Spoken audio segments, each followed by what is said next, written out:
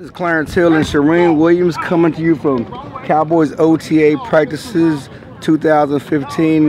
This is our first glimpse of the full team going into really the heart of the immediate offseason, getting ready for training camp.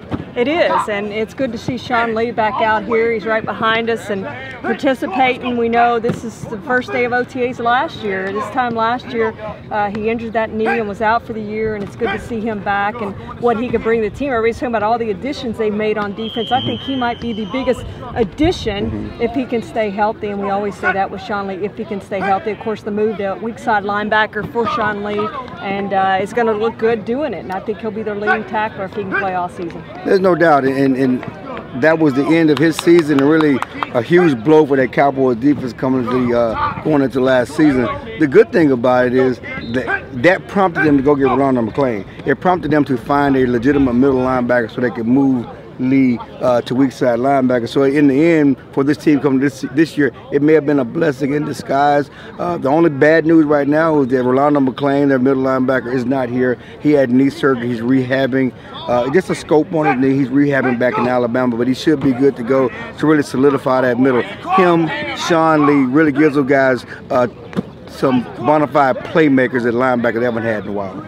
The other thing, we're out here watching Clarence is a running back situation. Of course, DeMarco Murray no longer here, gone, NFL's leading rusher.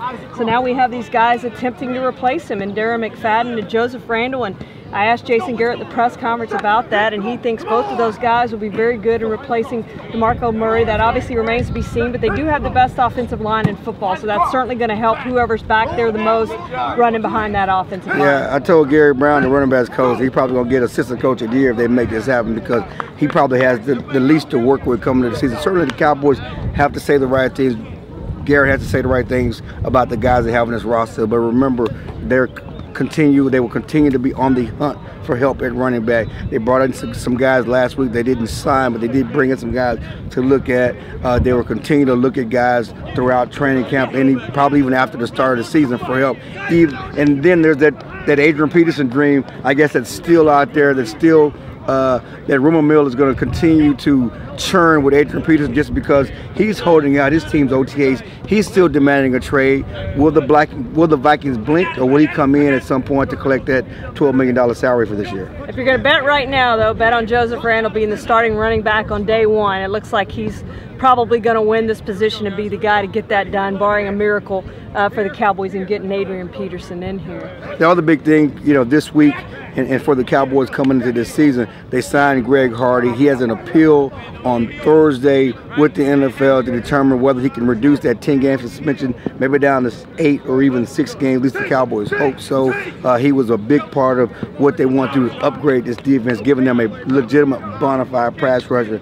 They are hoping against hope, probably crossing their fingers and their toes that they can get that suspension reduced. He has looked good in practice. He's really done well with his teammates. He's been accepted in his locker room. They just need to get the thing taken care of with the league.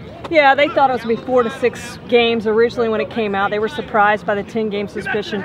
I think at this point they'd be pleased if it got reduced down to 6 games and they had him for more than half the season. But we'll see what the league decides. I think we'll probably know in the next week or two what they decide. I'm sure it'll take Harold Henderson a little bit of time there to determine what he's going to do with that suspension. He could uphold it too. I think that's a possibility, in which case Cowboys aren't going to have Greg Hardy for very long. Now, let's get this straight. No one condones what he did. No one condones his action what he did. Certainly you don't. None of his teammates do. Jason Witten doesn't. But they're trying to win football games. They played football with a lot of different characters, a lot of different people that they mold into a football team, and that's what they're trying to do here.